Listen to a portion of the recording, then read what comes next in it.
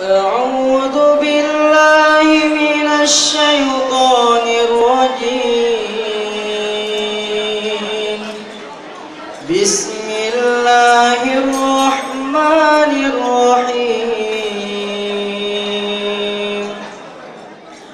ومن آياته أن خلقكم من تراب ثم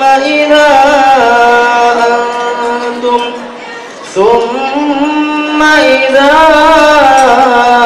أنتم بشر تنتشرون. ومن آياته أن خلق لكم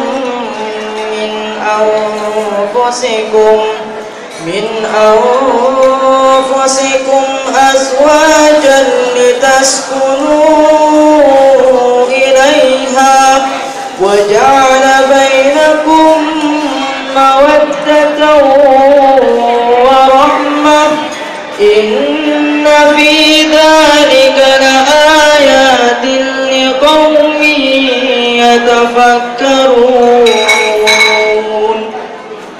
ومن آياته خلق السماوات والأرض واختلاف ألسنتكم وألوانكم إن في ذلك لآيات للعالمين.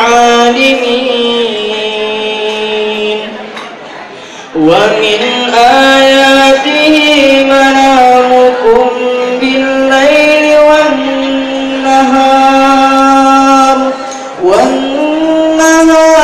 وابتغاؤكم من فضله إن في ذلك لآيات لقوم يسمعون.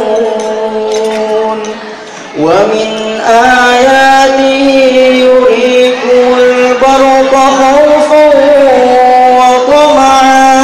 وطمعا وينزل من